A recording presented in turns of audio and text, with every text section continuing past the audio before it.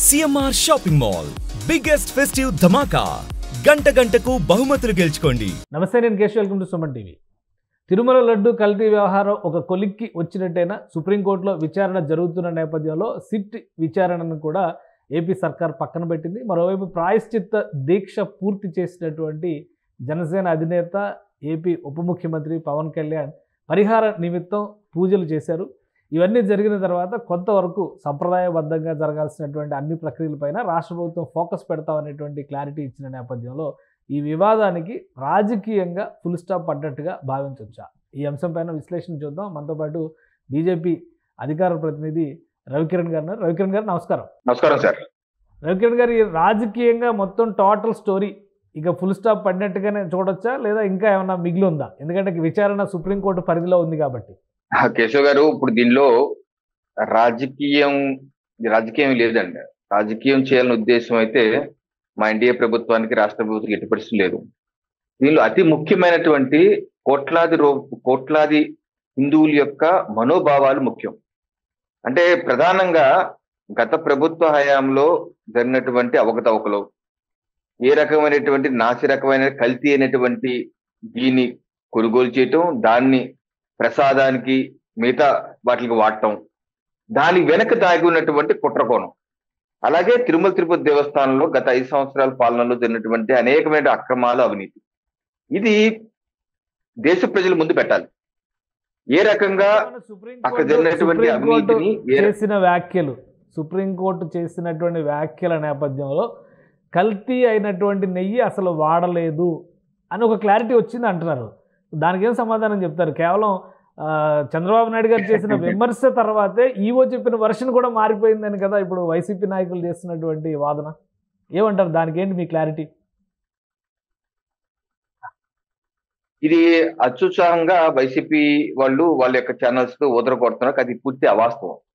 ఎందుకంటే ఇప్పుడు సుప్రీంకోర్టులో మొన్న 30వ తారీఖు సోమవారం జరిగినటువంటి వాదనలు ఎవరు లైవ్ చూడలేదు.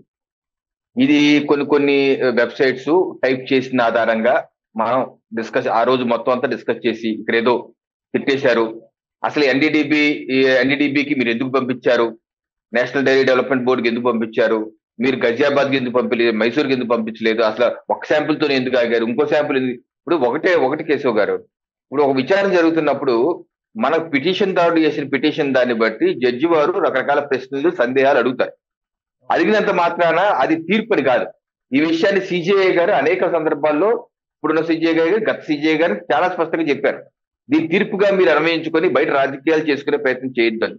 ఇప్పుడు వాస్తవాలు ఏంటి అన్నది ఈ జడ్జిమెంట్ ఏదైతే 30వ తారీఖు జరిగినటువంటి వాదనల తర్వాత 1వ తారీఖు మధ్యంతర ఉత్తర్వుల్ని సుప్రీంకోర్టు వెబ్సైట్ లో పెట్టారు.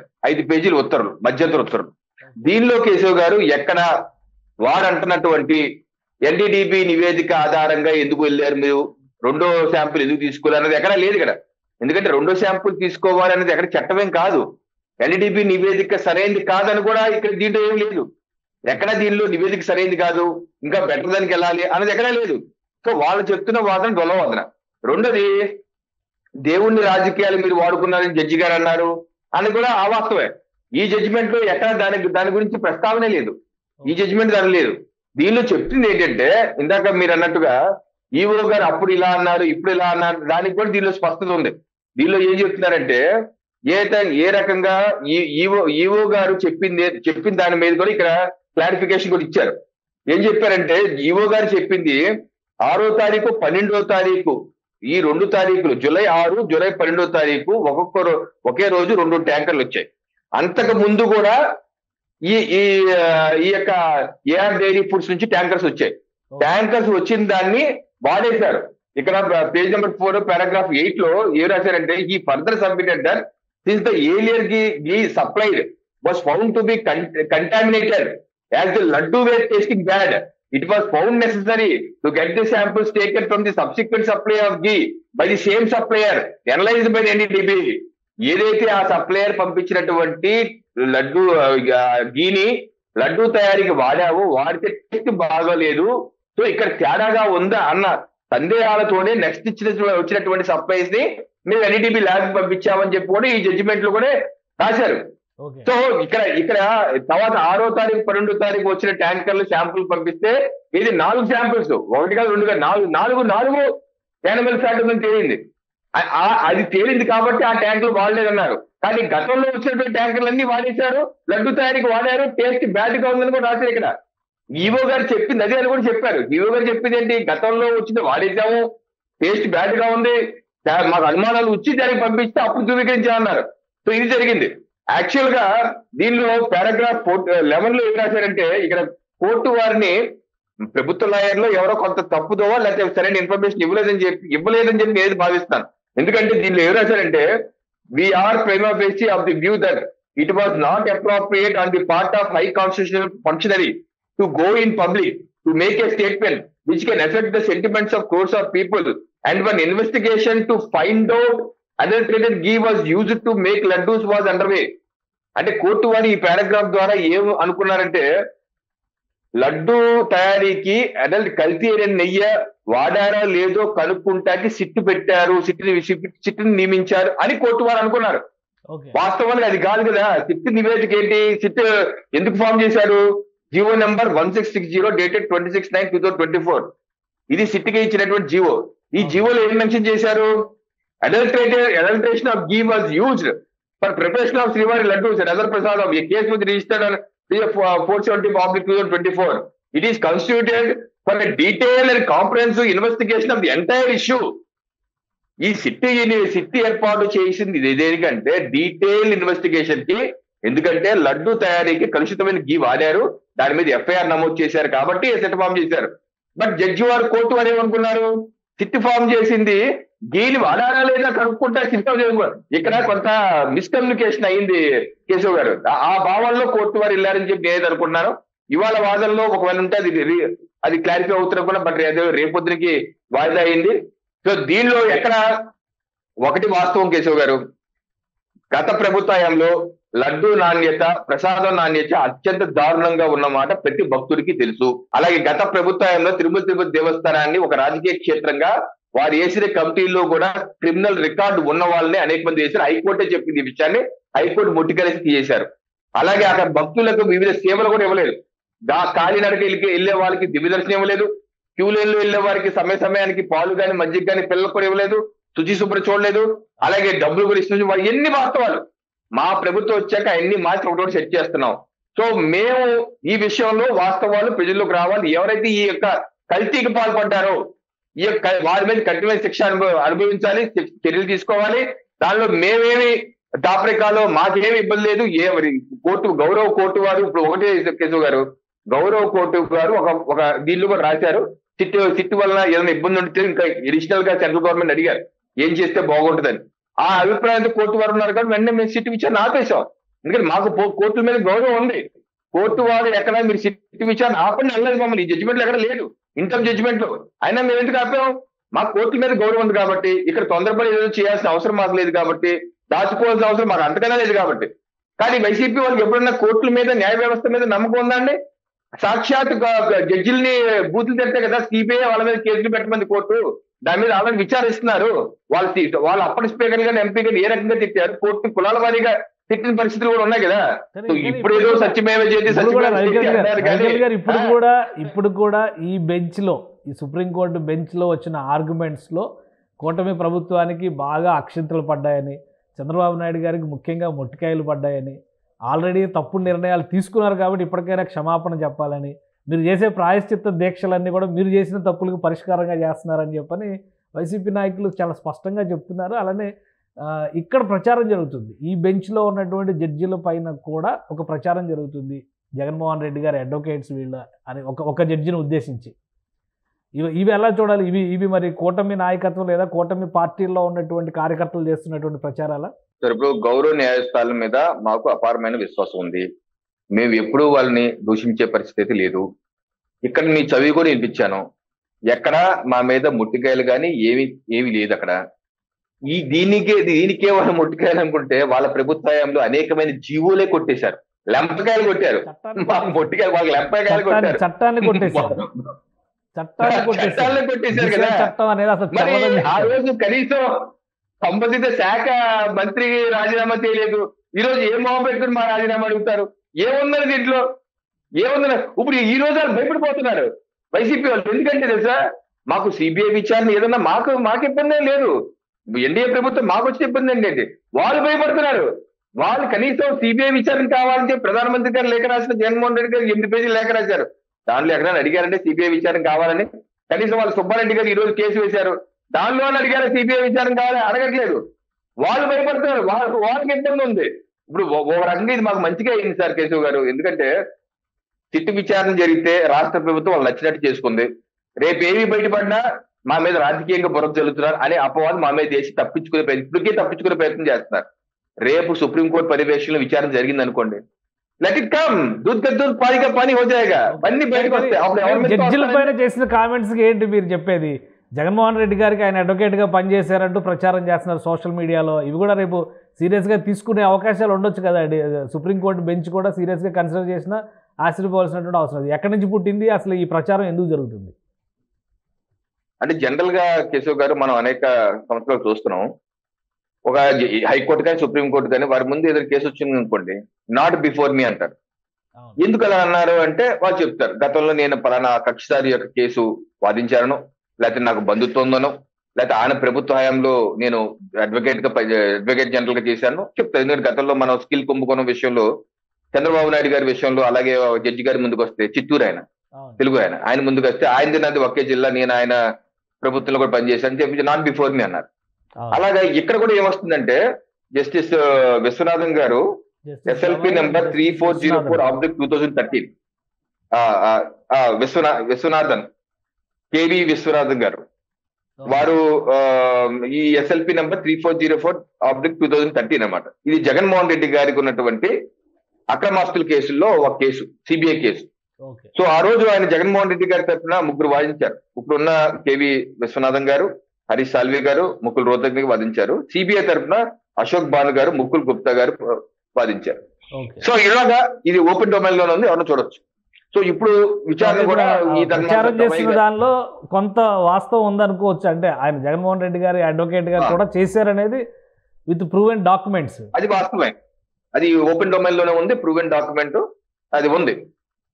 అయితే అది ఎలాగా తీసుకుంటారా ఏంటా, దీని మీద ఎవరైనా ఆక్షేపిస్తే లాయర్లు ఎవరన్నా ఇటు ప్రభుత్వం తరపు కానీ లేకపోతే టీడీడీ తరపున కానీ లాయర్లు ఎవరన్నా ఆక్షేపించారు సీనియర్ అడ్వకేట్లు, అప్పుడు ఏమన్నా వారు ఏమన్నా ఎలా రెస్పాండ్ అవుతారో మనకు తెలియదు. అదైతే ఓపెన్ డొమైన్ లో ఉంది, అదైతే వాస్తవం. కానీ మంత్రి రోజా గారు కామెంట్ చేశారు, పురంధేశ్వర్ గారు చేసినటువంటి కామెంట్స్ ని ఒక సీఎం ఏ విధంగా, అంటే ఒక సీఎం మాట్లాడేటువంటి విషయాన్ని నియంత్రించే అవకాశం ధర్మాసనానికి ఉంటుందా, సీఎంను ఉద్దేశించి ఎలా కామెంట్ చేస్తారు, ఇది సరైనది కాదని పురంధేశ్వర్ గారు అన్నారని పురంధేశ్వర్ గారి మీద రివర్స్ విమర్శలు చేశారు మాజీ మంత్రి రోజా గారు. సో ఏ విధంగా చూడాలి ఈ కామెంట్స్ ని? ఇది ఎలా ఉందంటే వైసీపీ వాళ్ళు నంగనాచి తొక్కుపొర కబుర్లు చెప్తున్నారు. ఈ రోజు వీళ్ళకి ఎవరికన్నా సరే న్యాయమూర్తులు కానీ న్యాయ వ్యవస్థ మీద కానీ ఎప్పుడన్నా నమ్మకుండా బ్యాచ్ అయినా ఇది. ఈ బ్యాచ్ అందరూ వాళ్ళేమో కరోనా టైంలో కూడా పెద్ద పెద్ద ఊరేగింపులు చేసిన బ్యాచ్, వద్దురా బాబు చేయొద్దురా అంటే ఎవరైనా చేసిన బ్యాచ్, ఇదంతా వచ్చి మా కబుర్లు చెప్తున్నారు. నిన్న రోజా గారు మాట్లాడిన కొన్ని విషయాలు నాకు చాలా ఆశ్చర్యం వేసింది. ఏ రకంగా ఆవిడ ఇప్పుడు పురంధేశ్వరి గారి మాటల్లో ఎక్కడ తప్పు ఉందని, ఆవిడ ఎక్కడ సుప్రీంకోర్టుని నిలదీయలేదు, ఎప్పుడూ అనలేదు. అలా అయితే ఆవిడ అలా మాట్లాడే మంచి కూడా అలా ఏం కాదు, వారుగా అనుభవించుకొని ఆక్షేపిస్తున్నారు. ఏదో మీరేదో భావకళలో ఆనందం చూడటానికి.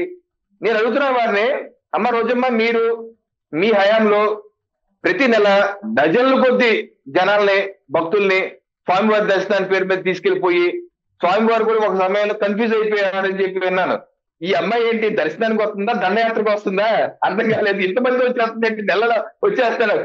పోనీ అన్నిసార్లు వెళ్ళారు, ఎప్పుడన్నా సరే మీరు అక్కడే పుట్టి పెరిగారు కాబట్టి అదేంటి ప్రసాదం ఎప్పటి నుంచో బ్రహ్మాండంగా ఉంటుంది కదా, మా హయాంలో ఎందుకు ఇంత దరిద్రంగా తయారైంది, టేస్ట్ లేకుండా తయారైంది అని ఎప్పుడన్నా ఒక్కసారైనా సరే మీ ప్రభుత్వ దృష్టికి, జగన్ గారి దృష్టికి తీసుకెళ్లారా? అలాగే పాదయాత్ర మీద దివ్య దర్శనం చేసేవాళ్ళు, తలుచుకుని మెట్ల మార్గం వెళ్ళేవాళ్ళకి అదేంటి ఎందుకు తీసేశారు, ఎప్పటి నుంచో ఉంది కదా, భక్తులు ఇబ్బంది పెట్టాం కదా, ఇలా ఎందుకు చేస్తారు ఎప్పుడు అడిగారా? నేను అదేంటంటే జగన్ గారి గుండెల్లో చోటు కోసమే మీరు ఎప్పుడు ప్రయత్నించారు కానీ భక్తుల గుండెల్లో ఉన్న ఆవేదనని, బాధను ఎప్పుడన్నా గ్రహించారా? పైపెచ్చి మా మీద ఈ రోజు ఆక్షేపణలు మత కల్లోలా సృష్టిస్తున్నామంట. మేము సృష్టించేది ఏంటి? మత ఘర్షణలు సృష్టించాలని ఉద్దేశం, కుల ఘర్షణ సృష్టించాలని ఉద్దేశం మీ అధ్యక్షుడికి, మీ పార్టీకి ఉంది. లేకపోతే ఏంటంటే డిక్లరేషన్ ఇంత నాటకం ఎందుకు మీ అధ్యక్షుడు?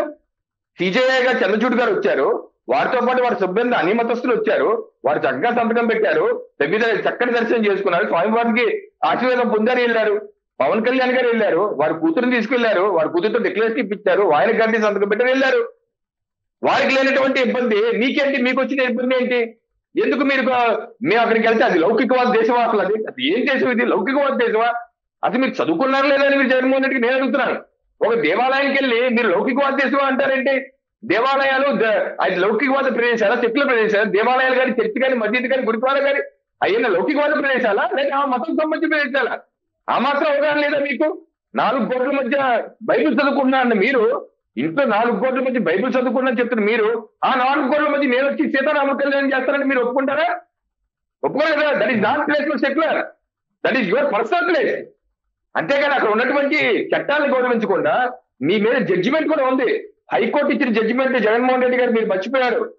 మీకు ఇదిగో judgement, writ petition number 17616/2020, Alokam Sudhakar Babu గారు హైకోర్టులో మీ మీద వేసిన కేసు. ఇది December 30, 2020 జడ్జిమెంట్ ఇచ్చారు జస్టిస్ దేవానంద్ భట్టు గారు. ఆయన వేసిన కేసు ఏంటి? జగన్మోహన్ రెడ్డి గారు అన్ని మతస్థుడు, ఈయన సీఎం గా అక్కడికి వెళ్లి పట్టు వస్త్రాలు సమర్పించారు, డిక్లరేషన్ ఇవ్వలేదు, ఈయన మీద చర్యలు తీసుకుంటే జడ్జి గారు 18 పేజీల సుదీర్ఘ జడ్జిమెంట్ ఇచ్చారు. ఏంటో తెలుసా? ముఖ్యమంత్రి గారిని ఆహ్వానించింది టీటీడీ, వారు ఒక కార్యక్రమానికి పిలిచారు కాబట్టి ఆయన కైంకర్యాల పట్టు on the invitation of trust board. In the opinion of this court he entered in Tirupati in the capacity of chief minister, hence he need not submit a declaration.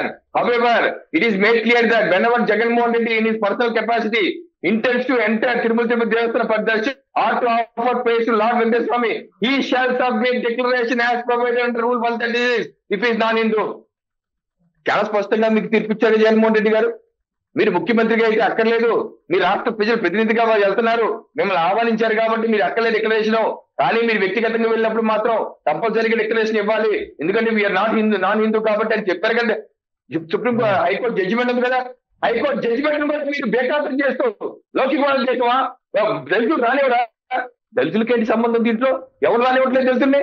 TTD బోర్డులో నిబంధనలు అనుగుణంగా ఒక దళితులు కంపల్సరీగా ఉండాలని నిబంధన ఉంది.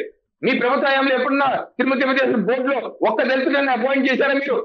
అటువంటి ఏమీ చేయకుండా మత ఘర్షణలో, కుల ఘర్షణలు రెచ్చగొట్టాల్సి చూసింది మీ ప్రభుత్వం, రోజా గారు, మేం కాదు. అనవసరమైనటువంటి అభాండాలు మా రాష్ట్ర అధ్యక్షుల వారి మీద వేయటం తగదు. ఆకాశం మీద ఉమ్మేస్తే అది మీ నెట్టి మీద పడుతున్న రోజు మాకు. రవికిరణ్ గారు, ఒక విషయం చెప్పండి. సుప్రీంకోర్టులో విచారణ నేపథ్యంలో కేఏ పాల్ కూడా ఒక పిటిషన్ వేశారు. వాటికన్ సిటీ తరహాలో తిరుమలని యూనియన్ టెరిటరీ చేస్తే ఇలాంటి సమస్యలు రావు అంటున్నారు. ఏంటి బీజేపీ స్టాండ్ ఈ విషయం పైన, ఈ అంశం పైన? దేవాలయాల్ని మీద ప్రభుత్వ పెత్తనం అన్న దాని మీద సుదీర్ఘమైనటువంటి చర్చ దేశంలో, రాష్ట్రంలో జరగాలి. ఇప్పుడు క్రిస్టియన్స్ కానీ, ముస్లింలు కానీ, వేరే మతస్థులు వారి ధార్మిక క్షేత్రాలు వారు నిర్వహించుకుంటూ, ఏ ఇబ్బంది లేకుండా నిర్వహించుకుంటూ, వారికి సపరేట్ గా వక్తు బోర్డు అంటూ ఉండి రాజ్యాంగ పరంగా ఏర్పడి వారి కార్యక్రమాలు వారు చూసుకునే స్వేచ్ఛ వారికి ఉన్నప్పుడు, హైందవులది మాత్రం ఏపీ ఎండోర్మెంట్ యాక్ట్ అని చెప్పేసి మొత్తం ప్రభుత్వం అండర్లో పెట్టుకొని, ఒక ప్రభుత్వం వచ్చాక దాన్ని ఒక రాజకీయ పునరావాస కేంద్రంగా మార్చేసుకొని వాళ్ళకి సంబంధించిన వ్యక్తుల్ని ఇష్టం వచ్చినట్టు అపాయింట్ చేసి, అన్య మతస్థులు కావచ్చు ఎవరిని అపాయింట్ చేసేయటం, వాళ్ళు పూర్తిగా ప్రభుత్వ అండర్లో, ఒక ముఖ్యమంత్రి అండర్లో ఉండిపోవటం ఎంతవరకు సమంజసం అని దాని మీద కూలంకషం చర్చ జరగాలి. రేపు ఒక 10 ఏళ్ళ తర్వాత, 30 ఏళ్ళ తర్వాత మళ్ళీ జగన్మోహన్ రెడ్డి లాంటి వాళ్ళు ఎవరన్నా రారు అని చెప్పడానికి లేదు. ఒకవేళ అటువంటి వచ్చినా సరే ఇటువంటి అప్రాచ్యాలు జరగకుండా ఉండటానికి ఏ రకమైన చట్ట సవరణలు మనం చేయాలి? యూనియన్ టెరిటరీ ఎన్ని కాదండి, ఇది సమంజసం కాదు. యూనియన్ టెరిటరీ అన్ని కరెక్ట్ కాదు. దాన్ని ఇదే తిరుపతి దేవస్థానమే కాదు, మొత్తం రాష్ట్రంలో ఉన్నటువంటి లక్షలాది దేవాలయాల్ని కేవలం ప్రభుత్వ కంట్రోల్లో ఒక ముఖ్యమంత్రి, గత ప్రభుత్వ హయాంలో 250 ఆలయాలు దానిలో దగ్ధమైనాయండి, రథాలు కాల్చారండి, శ్రీరాములు వారి శిరచ్ఛేదం చేశారు. ఏం చేశారండి ఆ ప్రభుత్వం? పోతే బొమ్మే పోయింది కదా, చెక్క కుయ్య కాయింది కదా, అమ్మవారి సింహాలు పోతే పోయింది, లక్షలు పట్టుకుందాం, దానికి ఏంటి మీరు ఎడుస్తారు అన్న ప్రభుత్వం అండి. అంటే ప్రభుత్వం అండర్లో మేము ఎందుకు పెట్టాలి ఆలయాలని? ఒక ముఖ్యమంత్రి అండర్లో మీకు ఓట్లు వేసింది 4 కోట్ల ప్రజలు ఓట్లు వేసింది వాళ్ళని పరిపాలించమని, దేవుళ్ళని కాదు. దేవుళ్ళని పరిపాలించే హక్కు రాష్ట్ర ప్రభుత్వానికి, ముఖ్యమంత్రికి లేదు. సో అందుకని ఉన్న వ్యవస్థలు మార్చారు బోర్డు అన్నారు పవన్ కళ్యాణ్ గారు. కొత్త చట్టాలు చేయాలి. సనాతన ధర్మ బోర్డు అంటున్నారు పవన్ కళ్యాణ్ గారు. సనాతన ధర్మ రక్షణ బోర్డు అంటే నేను అంత ఎక్స్పర్ట్ కాదు. మేధావులందరూ కూర్చొని ఒక వ్యక్తి చేతిలో ఒక ప్రభుత్వం చేతిలో ఉండనివ్వకుండా చెక్స్ అండ్ బ్యాలెన్సెస్ పెట్టే విధంగా ఇంకో ప్యానల్ వ్యవస్థ కూడా ఉండి వీళ్ళు తప్పు చేస్తే వాళ్ళు కరెక్ట్ చేసే విధంగా, వాళ్ళు కరెక్ట్ చేసి తప్పు చేసి వీళ్ళు కరెక్ట్ చేసే విధంగా, ఎవరి లెవెల్లో వాళ్ళు ఉండి ఎవరి స్థానంలో వాళ్ళు ఉండే విధంగా, ఆలయాల్లో రాజకీయ నాయకులు ఎమ్మెల్యేలు జోక్యం లేకుండా చేసే విధంగా. ఎందుకంటే ఇప్పుడు టీటీడీ బోర్డులు మనం చూస్తాం, ఎమ్మెల్యేని వాళ్ళు పెడతారు. ఎమ్మెల్యే ఏం చేస్తారు? ధర్మకర్త అంటే ఏంటంటే, ధర్మకర్త అంటే అక్కడ ఉండి భగవంతుని సేవించుకుంటూ భక్తులు వచ్చే వాళ్ళకి ఇబ్బంది లేకుండా సకల సౌకర్యాలు చూసుకునేవాడు అక్కడ 24/7 అక్కడ ఉండాలి. ఎమ్మెల్యేలు పెడితే ఆయన కాన్స్టిట్యూషన్ చూసుకుంటారా, ఈయన చూసుకుంటారా? సో అలాగే రాజకీయ పునరావాస కేంద్రంగా మారిపోతుంది. ఇది మార్చకూడని విధంగా చట్ట సవరణలు చేయాలి. అలాగే హైందవ ఆలయాల్ని పరిరక్షించే విధంగా, వారి యొక్క ఆస్తులు పరిరక్షించే విధంగా, వేరే మతాలకు ఏ రకమైన స్వేచ్ఛ ఉందో ఆ రకంగా హైందవులకు కూడా ఆ స్వేచ్ఛ వచ్చే విధంగా చట్ట సవరణలు చేయాలని మేమైతే బలంగా విశ్వసిస్తున్నాం కేశవ్ గారు. రైట్, థ్యాంక్ యూ రవికిరణ్ గారు మీ అభిప్రాయాలు తెలియజేసినందుకు. ఇది తిరుమల తిరుపతి దేవస్థానానికి సంబంధించి లడ్డూ కల్తీ వ్యవహారం పైన ఒక స్పష్టత ఉంది. ఆ స్పష్టతతోనే రాష్ట్ర ప్రభుత్వం సిట్ని నియమించింది. అయితే సుప్రీంకోర్టు డైరెక్షన్స్ నేపథ్యంలోనే విచారణ ఆగింది. త్వరలో సుప్రీంకోర్టు ఇచ్చేటువంటి డైరెక్షన్ బట్టి ముందడుగు పడుతుంది. అలానే ఇతర మతస్థులు తిరుమల దర్శించేటప్పుడు ఖచ్చితంగా డిక్లరేషన్ ఇవ్వాల్సిందేనని గతంలో జగన్మోహన్ రెడ్డి విషయంలో కూడా హైకోర్టు ఇలాంటి అంశంపైన స్పష్టమైన జడ్జిమెంట్ ఇచ్చిందని, అది అమలు చేయాల్సినటువంటి బాధ్యత ప్రస్తుత పాలక మండలి లేదా ప్రభుత్వ వ్యవస్థలపైన ఉంటుందని రవికిరణ్ గారు విశ్లేషిస్తున్నారు. ఇది special discussion. Keep watching. Suman టీవీలో మీ పర్సనల్ అండ్ బిజినెస్ ప్రమోషన్స్ కోసం కింది నెంబర్కి కాంటాక్ట్ చేయండి.